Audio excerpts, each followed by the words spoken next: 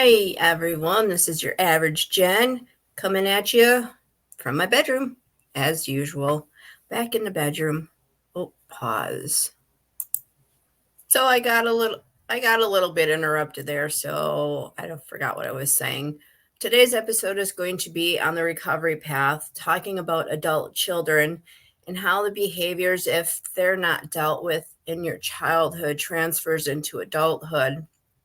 And that's why adults are so dysfunctional. That's why I think we're all so dysfunctional because we were never taught coping skills growing up. We don't know any of this because our parents didn't know because they were raised with the iron fist. And that's how it goes. Dysfunction raises dysfunction. So at some point, there has to be a break in the cycle. And that might be what I was talking about in this episode. Let's find out together. All right, let me share my screen. Okay.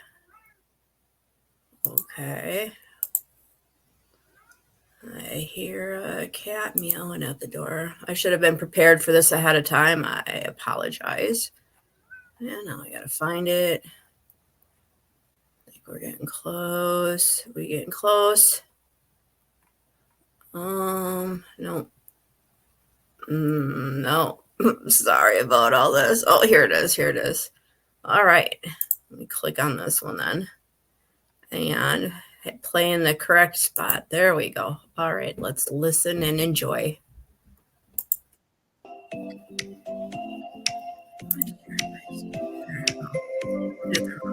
I'll shut up now.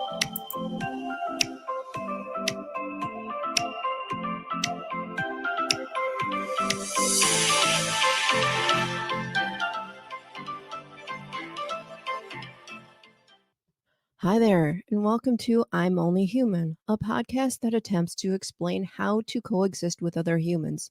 This podcast is going to dive into topics like: is it possible to overcome human nature?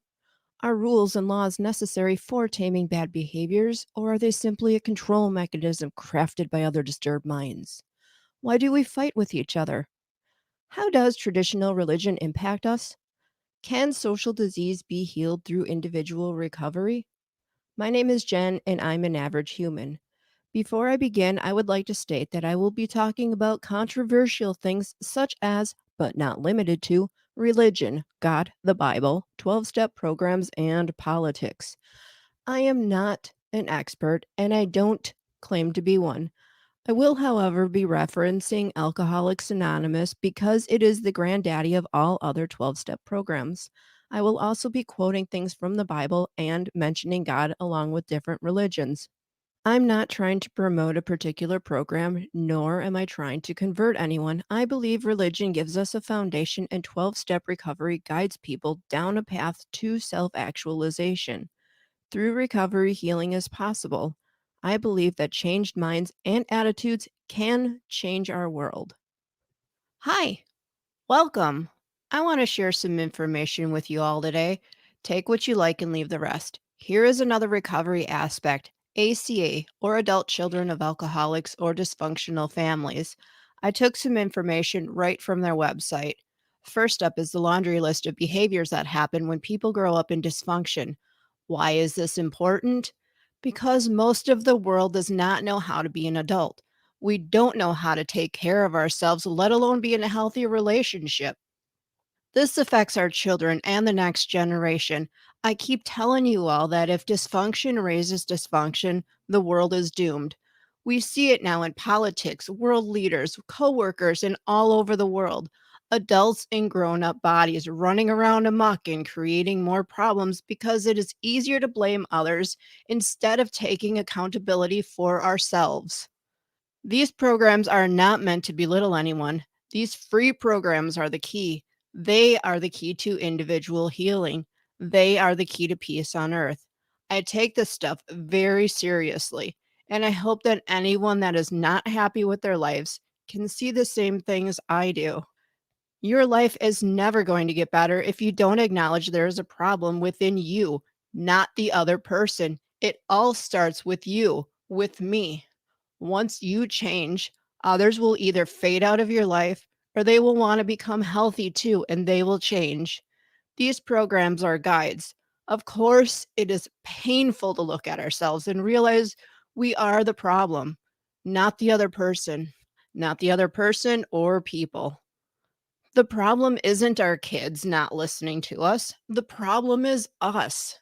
To be honest, I had a whole bunch of people come to mind. I always have a bunch of people come to mind when I create these episodes. It's a shame those people want nothing to do with what I share. But I will keep being myself and maybe something positive will rub off on others. Well, here it is, the laundry list of behaviors of most adults, to be honest. The question is, what are you going to do about it now that you know? I have resources in the show notes. I think that is a good place to begin. So here we go. Starting with number 1. We became isolated and afraid of people and authority figures. 2. We became approval seekers and lost our identity in the process. 3. We are frightened by angry people and any personal criticism. 4. We either become alcoholics, marry them, or both, or find other compulsive personalities, such as a workaholic, to fulfill our sick abandonment needs. Number 5, we live life from the viewpoint of victims, and we are attracted by that weakness in our love and friendship relationships. 6, we have an overdeveloped sense of responsibility, and it is easier for us to be concerned with others rather than ourselves. This enables us not to look too closely at our own faults, etc., etc. Number 7, we get guilt feelings when we stand up for ourselves instead of giving in to others. 8, we became addicted to excitement. Number 9, we confuse love and pity and tend to love people we can pity and rescue. Number 10, we have stuffed our feelings from our traumatic childhoods and have lost the ability to feel or express our feelings because it hurts so much. This is denial. Number 11, we judge ourselves harshly and have a very low sense of self-esteem. Number 12, we are dependent personalities who are terrified of abandonment and will do anything to hold on to a relationship in order not to experience painful abandonment feelings, which we received from living with sick people who were never there emotionally for us. Number 13, alcoholism is a family disease, and we became para-alcoholics and took on the characteristics of that disease even though we did not pick up the drink. Number 14, para-alcoholics are reactors rather than actors. Okay, the workplace laundry list, and I'm sorry if this gets a little loud. I got a cat staring me down and it wants to attack the microphone, so I'll try to make this part quick. Number 1, we confuse our boss or supervisor with our alcoholic parents or qualifier and have similar relationship patterns, behaviors, and reactions that are carryovers from childhood. Number 2, we confuse our coworkers with our siblings or our alcoholic parents and repeat childhood reactions in those working relationships.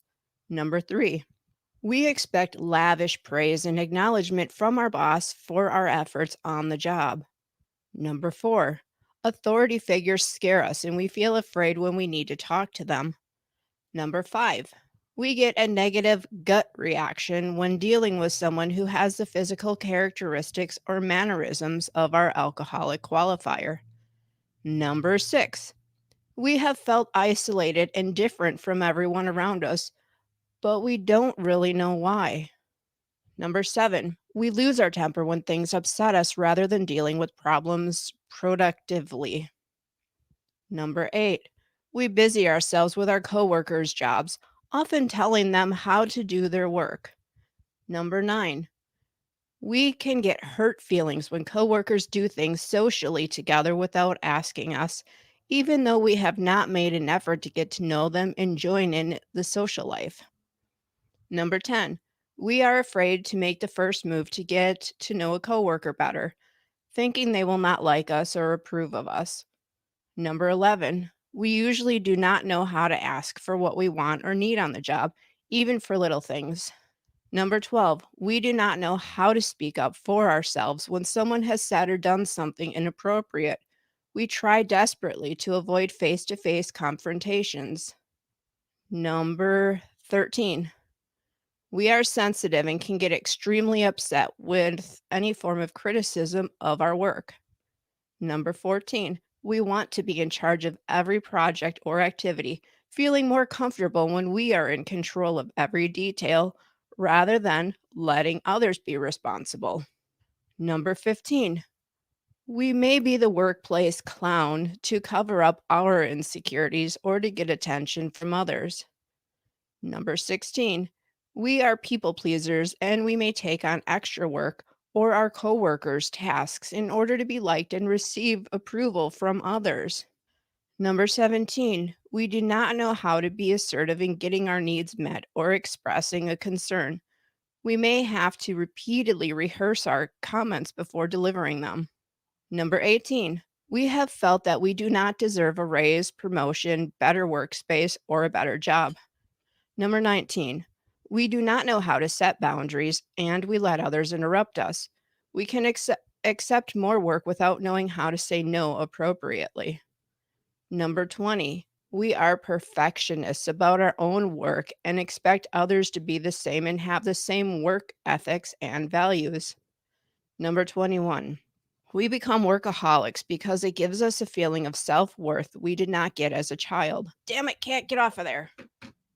Number 22, we may jump from job to job looking for the perfect position as the substitute for the secure and nurturing home environment we did not have. Number 23, we get upset when people do things that affect us or our work without asking us first. Number 24, we have a high tolerance for workplace dysfunction and tend to stick it out in an unhappy job because we lack the self esteem to leave. Well, that was the laundry list. And here is some more information from the ACA.org website. Families where adult children are raised don't all look alike, but the common theme is an experience of shame and abandonment. In addition to homes where alcoholism or other addiction is present, other families may experience mentally ill parent or parents, hypochondriac parent or parents, militaristic discipline, ritualistic beliefs, religious or otherwise, harsh punishment, and extreme secretiveness or sadistic overtones. Sexual abuse, overtly such as incest, or covertly such as over sexualized environment that includes inappropriate touch or dress by the parent/parents. Perfectionism that creates overly high expectations with praise typically tied to an accomplishment rather than given freely. And again, those are some commonalities between people who have grown up in dysfunctional or alcoholic homes. So, did any of those sound familiar? Says other examples include foster homes or families that experience divorce. Children raised in these environments often strongly identify with the ACA traits and feelings of shame, confusion, and abandonment. There are many other family types or combinations of types that can produce ACAs. Therefore, your specific family type may not be listed here. All adult children and their voices can seek safety in ACA. We welcome you. Many adult children have said that they feel like a child in a grown up body. This is the clue to the inner child, but there is much more. Some adult children experience more than one inner child. For example, a 5-year-old, a 10-year-old, and an inner teenager. As adults, when we encounter situations that can resemble our childhood experiences, we can lash out at ourselves or others, seemingly for no reason without knowing why. Alternatively, we can withdraw in order to protect ourselves when there is no obvious need to do so. In recovery, we learn to reach out to that wounded child within who will listen if we take the time to build trust and intimacy. We can learn to experience our inner child as joyful and playful. There is a feeling of lightness and great optimism when the inner child is active in one's life. There is trust, spontaneity, and warmth. Tools for connecting with one's inner child and more about the process can be found in our fellowship text, pages 302 to 329. By growing up in a dysfunctional family, many of us did not have the loving parent we desired or deserved. In ACA, we realize that we can become our own loving parent. Becoming our own loving parent is at the core of healing from a neglectful childhood. It is the gateway to our inner child. Many adult children have never considered the idea of reparenting ourselves, but with the help and support, we can do so. We can do so with gentleness, humor, love, and respect. We are not alone as we reparent ourselves in ACA. Through recovery, we use reparenting to connect us with ourselves and others in a healthy manner. We pause and notice how we do things like minimizing ourselves without realizing it. With this awareness, we can reframe our mistakes as chances to learn and grow emotionally. Our own loving parent reminds us that we will not recover overnight as it takes time. That by doing the reparenting work in ACA, we are good enough and making progress. All right, now back to my thoughts again. I really hope that something was triggered in you. Action is where change happens. Click on that link and change your life. Share that link if you immediately thought of someone else. Just a little hint here, if you thought of your siblings, you were also affected. In closing, I would like to say that the opinions expressed here were strictly of my own making, or by my guests. Take what you like and leave the rest. You may come to realize that you may not like me or what I want to share. Let's talk to each other, reason things out, but let there be no gossip or criticism of one another. Instead, let the fellowship of ethical human behavior and the serenity from positive human interaction help you grow and chill out, one experience at a time. I would like to thank my higher power for guiding me through this podcast. I hope to spread the message of love, hope, and understanding by touching one life at a time. If you like this podcast, please like and share it. Comments also help other struggling people find it. I am now listener supported, and if you would like to contribute, please feel free. There is no obligation. If you would like to share feedback, you can email me at averagehumanbeing1875@gmail.com. There is also a link you can click if you'd like to send a voice message and add to the content of the show.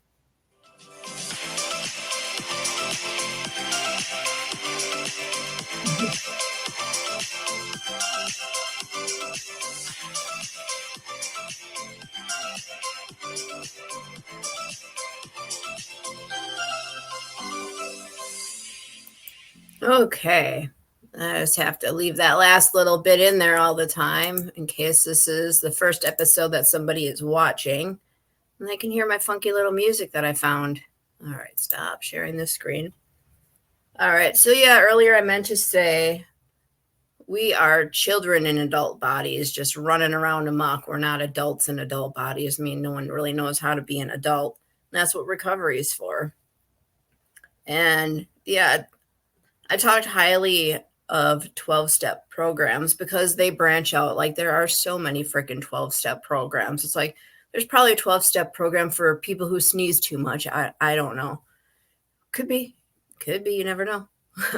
Anyway, it's not like 12-step programs are bad. It's just a way to, I guess, simplify human behavior and get people to slow down and look at it. I mean, I think that's all like the 10 Commandments in the Bible are too. It's just kind of like guidance. It's like, don't do this, don't do that, where we might think it's common sense, but common sense isn't so common. So like when you start going through the steps and everything and you see just how simple it seems, you're like, well, why didn't I think of this earlier? And it can change your life. And it's because you're going through a process. And with any kind of recovery, it's because you're going through the process. Well, whether you call it 12 steps, whether you call it an epiphany, whether you just get tired of drinking or drugging or doing whatever you're doing one day, and you decide, hey, I'm going to change my life. And all of a sudden, you don't say anything to anyone. You just do it. You just change your life. That is also recovery, but still in your brain, even though you're not aware of it, you've gone through all these processes of acceptance and healing and taking action and changing things and just being a different person and doing what it takes to be that different person. So I'm going to sign off and I'll see you again for the next episode. Bye.